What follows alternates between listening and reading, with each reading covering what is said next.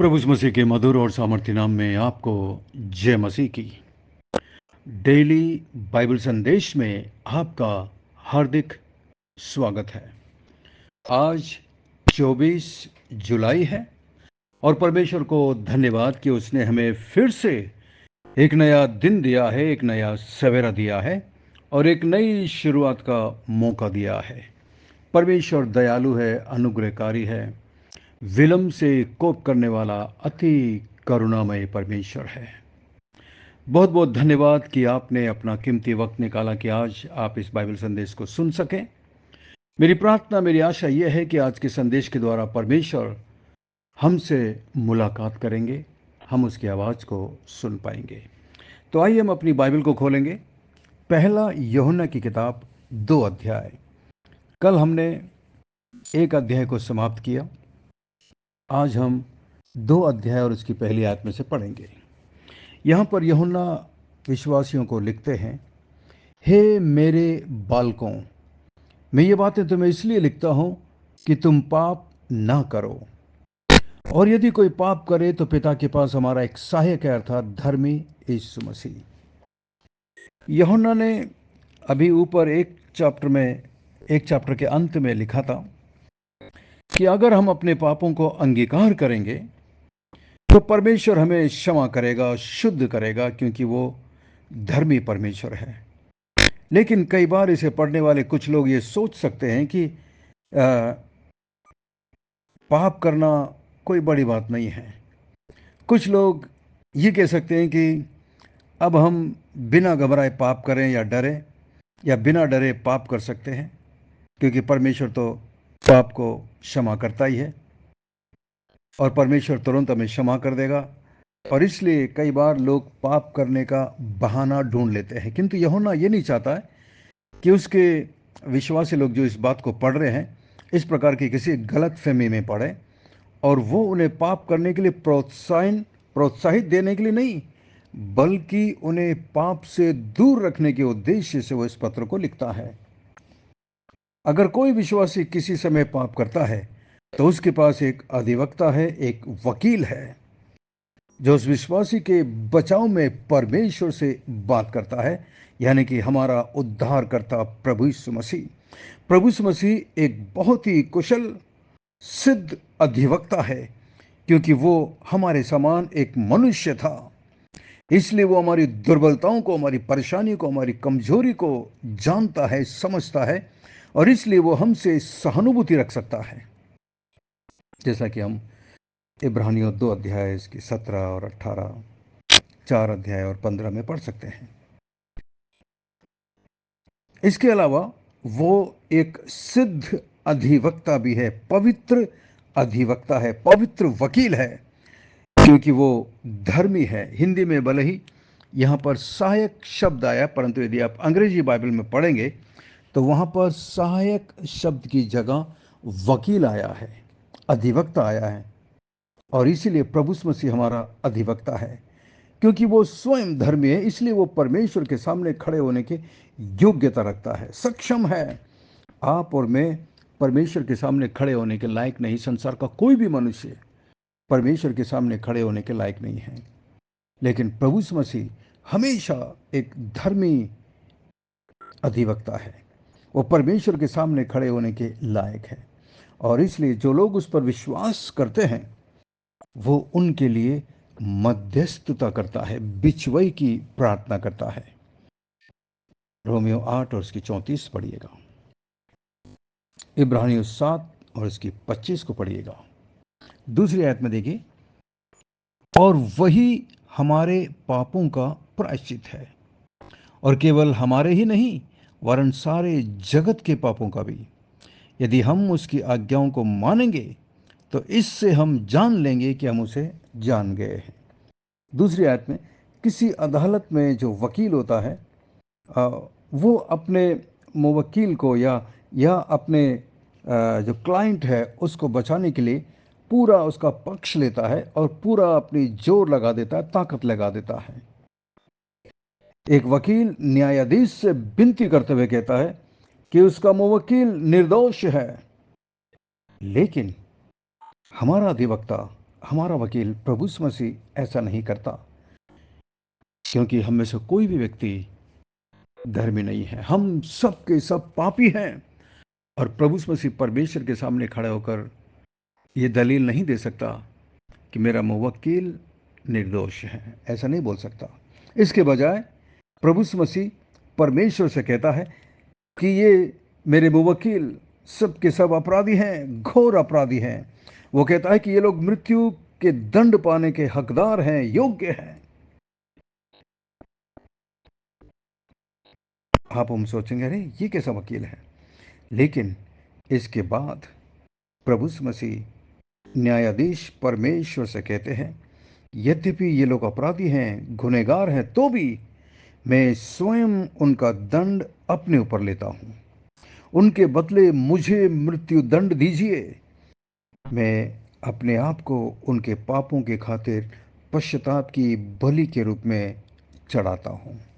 Romeo 3 और उसकी 23 से 25 पढ़िएगा। इस प्रकार यूहन्ना कहता है कि यीशु मसीह हमारे पापों के खातिर वो हमारा प्रायश्चित का बलिदान है। इसके अतिरिक्त यीशु मसीह केवल हमारे ही पापों के लिए बलिदान नहीं हुआ, बल्कि संसार के समस्त पापियों के पापों के लिए वो एक प्रायश्चित का बलिदान है। इसका मतलब यह है कि उसका बलिदान समस्त संसार के प्रत्येक विश्वासी के पापों के प्रायश्चित के लिए पर्याप्त है। संसार के अंदर जितने भी मनुष्य हैं, प्रत्येक मनुष्यों के पापों की क्षमा का वो प्रायश्चित है, क्योंकि उसने क्रूस पर हम में से प्रत्येक के पापों की क्षमा के लिए अपना जीवन बलिदान कर दिया। जिसने कभी पाप किया नहीं, जिसने पाप को कभी जाना नहीं, जो पाप से अज्ञान था, अनजान था, उसी को परमेश्वर ने हमारे लिए पाप ठहरा दिया। समस्त संसार के पापों का बोझ प्रभु यीशु मसीह ने अपने ऊपर ले लिया। इसीलिए क्रूस पर प्रभु यीशु मसीह चिल्ला कर कहते हैं, हे मेरे परमेश्वर, हे मेरे परमेश्वर, तूने मुझे क्यों छोड़ दिया। परमेश्वर ने भी उसे त्याग दिया था, क्योंकि समस्त संसार के पापों का बोझ उसके सर पर था। लेकिन प्रभु यीशु मसीह निर्दोष थे, निष्कलंक, निष्पाप, परमेश्वर का मेमना। परमेश्वर ने उसके बलिदान को स्वीकार किया। इसलिए अब से जो भी मनुष्य प्रभु यीशु मसीह के वसीले से परमेश्वर से अपने पापों की क्षमा मांगेगा, उसे 100% पापों की क्षमा मिलती है, क्योंकि प्रभु यीशु मसीह मेरे लिए प्रायश्चित हुआ, मेरे लिए बलिदान हुआ, आपके लिए बलिदान हुआ। संसार में सभी स्त्री पुरुष मृत्यु की आज्ञा प्राप्त करने के योग्य हैं। हमें इस सच्चाई को हर जगह प्रचार करना चाहिए और इसकी शिक्षा देनी चाहिए, किंतु इस सच्चाई का भी हमें एक अन्य सच्चाई इसके साथ साथ ये बतानी चाहिए कि हमारा एक ऐसा वकील है, हमारा एक ऐसा अधिवक्ता है, सहायक है, जिसका नाम प्रभु यीशु मसीह है। वो हमारा उद्धार करता है, जो हमें मृत्यु की दंड से बचा सकता है। वो हमारा उद्धार करता है प्रभु यीशु मसीह। 3 और 4 आयत में, यदि हम उसकी आज्ञाओं को मानेंगे तो इससे हम जान लेंगे कि हम उसे जान गए हैं। यह है उद्धार का आश्वासन। यदि हम उसकी आज्ञाओं को मानेंगे। यीशु की आज्ञाओं का पालन करना ज्योति में चलने के समान है। जब हम ज्योति में हैं, तब हम यीशु को देखेंगे और उसे जानेंगे।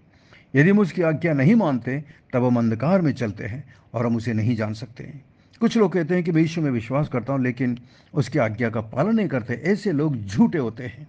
वे अपने पापों में लिप्त होते हैं और वो अपने पापों का अंगीकार नहीं करते, इसलिए वे पापों की क्षमा प्राप्त नहीं कर सकते। परंतु यदि हम परमेश्वर के वचन का पालन करेंगे, जैसा कि आगे लिखा है, पर जो कोई उसके वचन पर चले, 5वीं आयत में, उसमें सचमुच परमेश्वर का प्रेम सिद्ध हुआ है। इसी से हम जानते हैं कि हम उसमें हैं। कैसे हम जानेंगे कि हम उसमें हैं? जब हम उसकी आज्ञाओं का पालन करेंगे। यदि हम परमेश्वर के वचन का पालन करेंगे तो उसका प्रेम हम में पूर्ण किया जाएगा, परिपूर्ण होगा। परमेश्वर का ये वचन है, तू अपने प्रभु, अपने परमेश्वर से सारे मन, सारे प्राण और अपनी सारी बुद्धि से और अपनी सारी शक्ति के साथ प्रेम रख। मरकुस 12 और 30। इस प्रकार परमेश्वर के वचन का पालन करने का मतलब है उससे प्रेम करना। यदि हम उसकी आज्ञाओं को नहीं मानते तो हम उससे प्रेम नहीं करते। जब हम परमेश्वर की आज्ञा को मानते हैं तब परमेश्वर हमारे पास आता है और हमारे साथ रहने के लिए अपना घर बनाता है। परमेश्वर हम में रहेगा और हम उसमें रहेंगे। अगर हम यीशु की तरह चलेंगे तो हम ये जानेंगे कि हम उसमें हैं और हम उसके साथ रहेंगे। देखा, इसी से जो कोई कहता है कि मैं उसमें बना रहता हूं, उसे चाहिए कि आप भी वैसा ही चले जैसा वो चलता है। और वो कैसा चला? वो ज्योति था, ज्योति में चला। आपको और मुझे भी ज्योति में रहना है, ज्योति में चलना है, यानी कि पवित्रता में जीवन जीना है। अपने आप को जांचिए और परखिए। आइए हम प्रार्थना करें।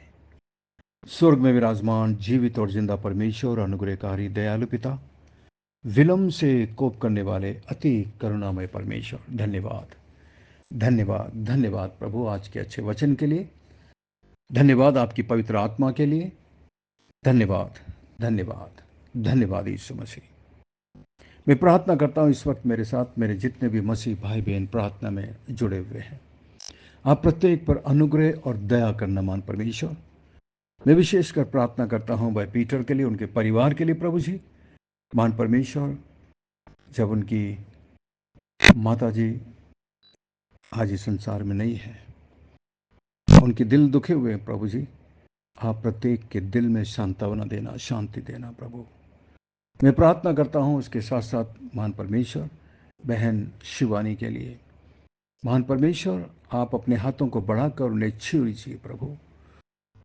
और महान परमेश्वर उन्हें एक पुत्र दीजिए, एक संतान दीजिए महान परमेश्वर, ताकि आपके लिए बहुत बड़ी गवाही वो ठहर सके, आपके नाम को महिमा मिल सके।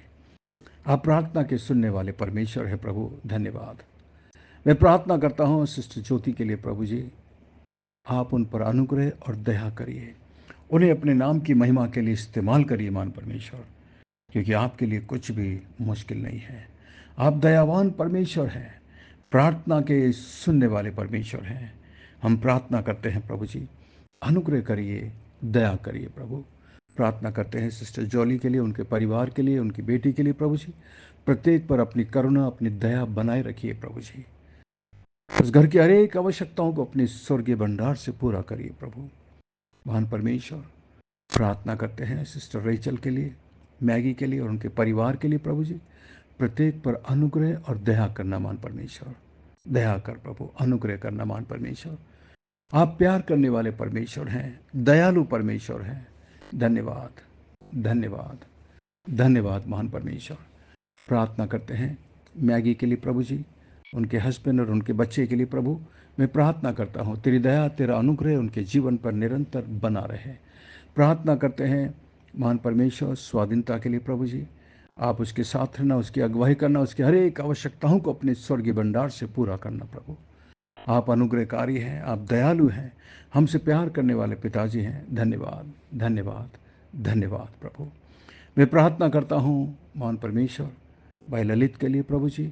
उन्हें पूरी तौर से शिफा दीजिए, चंगाई दीजिए। अभी तक आपने जो चंगाई दी है उसके लिए तेरा धन्यवाद धन्यवाद धन्यवाद प्रभु। प्रार्थना करते हैं भाई राय के लिए प्रभु जी, भाई जीपी राय के लिए हम प्रार्थना करते हैं। और प्रार्थना करते हैं सिस्टर जयंती के लिए, आइजक के लिए, उनके चर्च के लिए मैं प्रार्थना करता हूँ।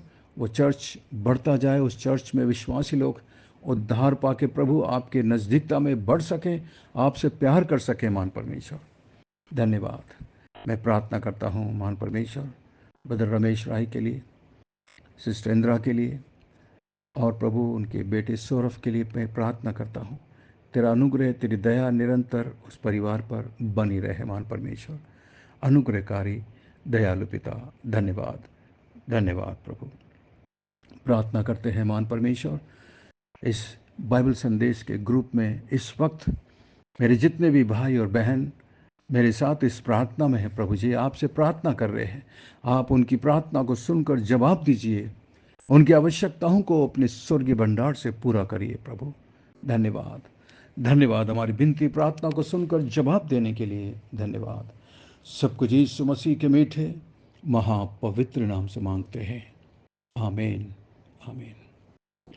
बहुत बहुत धन्यवाद हमारे साथ बने रहने के लिए। परमेश्वर आप में से प्रत्येक को बहुत बहुत आशीष दे। मैं आशा करता हूँ आज के संदेश के द्वारा परमेश्वर ने आपके दिलों से बातचीत की है। यदि आप आशीषित हुए हैं तो हमें ज़रूर कमेंट्स में बताइएगा, हमें खुशी होगी। और आप इस संदेश को अपने दूसरे मसीह दोस्त, भाई बहन, मित्रों को भेजिएगा ताकि वो भी इसके द्वारा आशीषित हो सकें। और यदि आपने इस संदेश को पहली बार सुना है तो, और यदि आप हमारे बाइबल संदेश ग्रुप में शामिल होना चाहते हैं तो हमारा नंबर है व्हाट्सएप में, डेली बाइबल संदेश 9927464924। Pastor Mani Thomas, Emmanuel believers church, Agra.